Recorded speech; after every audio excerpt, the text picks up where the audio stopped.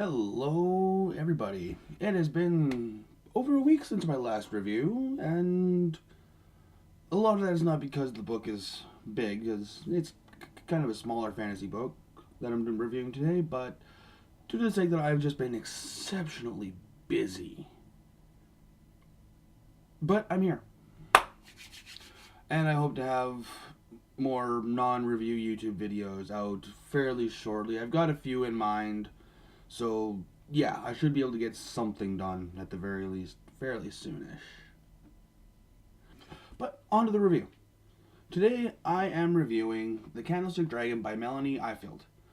It's a young adult kids fantasy book. And so, I have kind of been doing things a little more chaotic in the past with my reviews. I kind of want to do more structured reviews. Do stuff that actually, you know what I'm basing things off of, not just I talk about it and then give my general opinion. So I'm going to be breaking things down into plot, characters, writing, feel, and ending. So let's begin. For the plot. The plot is actually kind of basic and pretty easy to follow. 12-year-old Daniel finds this candlestick that has a dragon around it. He really likes dragons, as most 12-year-old boys seem to. So he takes it home. There is one guy who does try to take the candlestick from him. Actually, he even offers to buy it. But Daniel all around refuses, mostly due to the guy's creepiness. But, surprise, surprise, the dragon around the candlestick is not an actual candlestick, but a dragon. The dragon is put on a quest that he can't quite remember due to an unforeseen magical fuck-up. So Daniel is helping the dragon Nilafar out, trying to figure out just what he's supposed to do, and when they do figure it out, he's trying to help Nilafar get his quest done.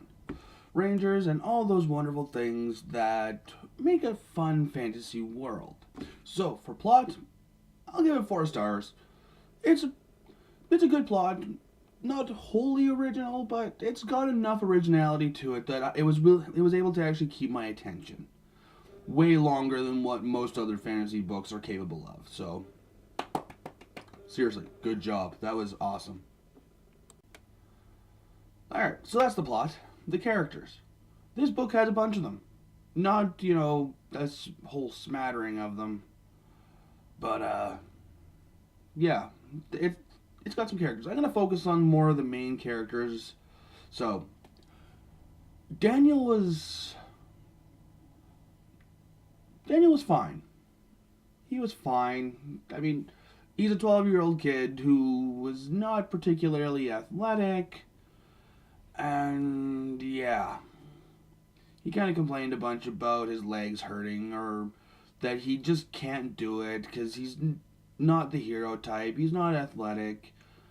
He never lies to his mom, at least not until he meets Nilafar and has to actually go through the whole quest ordeal stuff.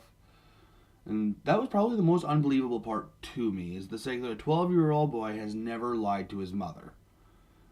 I don't know, maybe that's just me. But that did kind of strike me as something a little more unrealistic.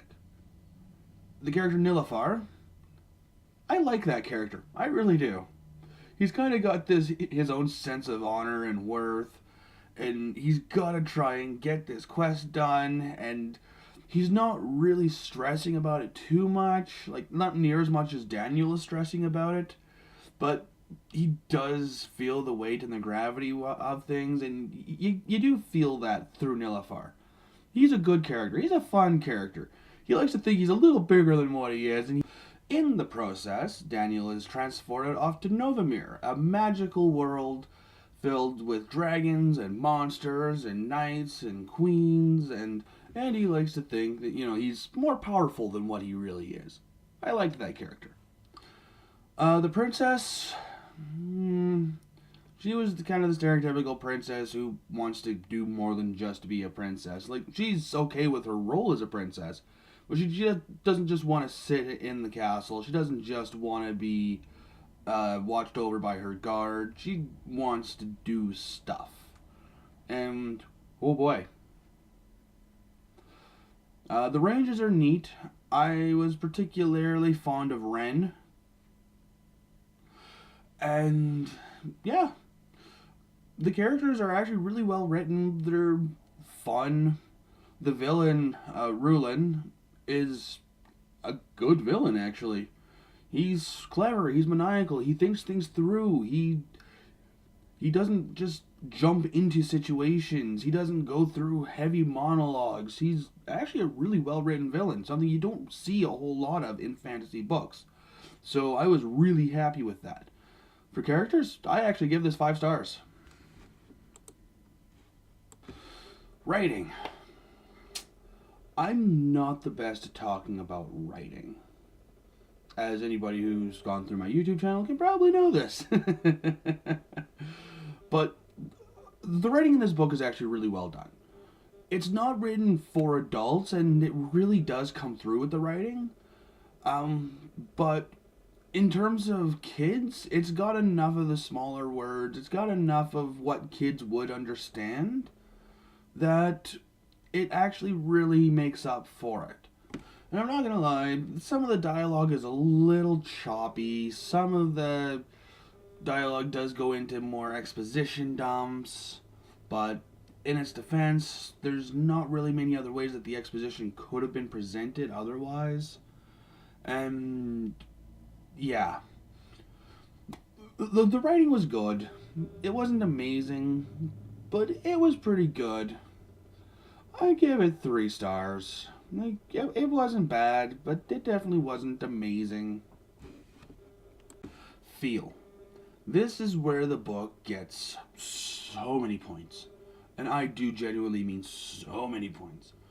I know the author was a little concerned that I wouldn't like the book, because I am a sci-fi guy. I am very much into science fiction. I love space and aliens and the future stuff and technology and books and whatnot, and she was a little concerned. And to be perfectly honest, I was a little bit too, because she was concerned.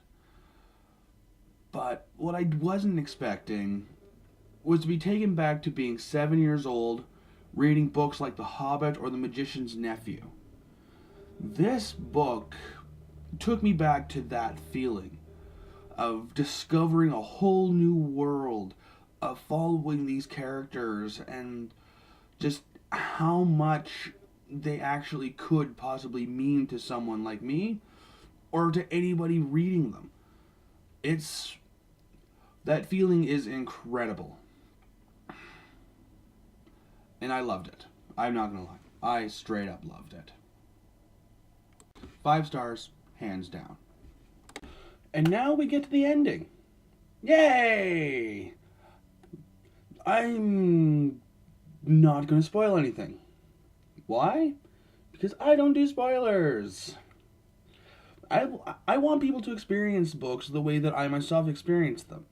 You know, anything that I mention, you'd get from the back of the book or reading the synopsis online. Nothing that's going to actually spoil anything, but it'll let you know what the book's about. So, the ending. It was good. It was very, very good. It deals in with, Daniel coming into his own. A plot twist dealing with a character that I particularly enjoyed, and a character that I was really looking forward to getting to know. Yeah. Without spoiling anything, I've got to say, the ending was just very, very, very good. 5 stars, flat out. So, with all that we know, this book gets a grand total of 8 out of 10. Very damn good.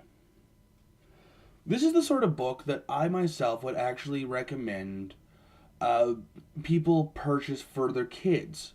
This would actually even also be a very good bedtime story for kids that are a little older, but not quite, you know, out of that age range where you would be reading to them before bed. You know what I mean. You know what I'm getting at.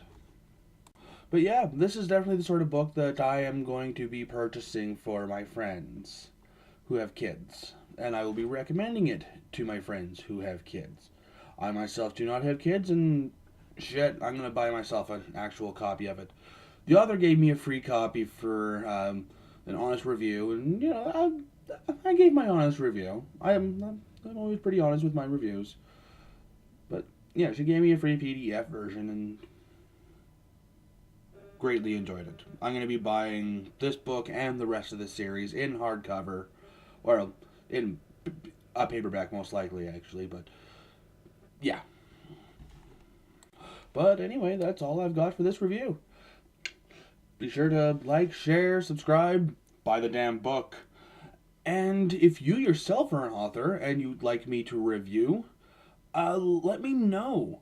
I'll have my email down in the description, and feel free to send me an email. It doesn't matter what genre it is, I'll read it and I'll review it. Seriously, I am into so many different genres, not just science fiction. Well, science fiction is my true love. Have found so much enjoyment in westerns and romance and fantasy and horror. I have found enjoyment in everything. So if you want me to review your book, email me. I will happily review. Why? Because I'm enjoying doing reviews. I'm enjoying checking out authors that I never would have looked at twice otherwise. And hell, maybe, just maybe, my review can actually help these authors get some sales. You know? What I'm really hoping to find for my book, too. Someday. Someday.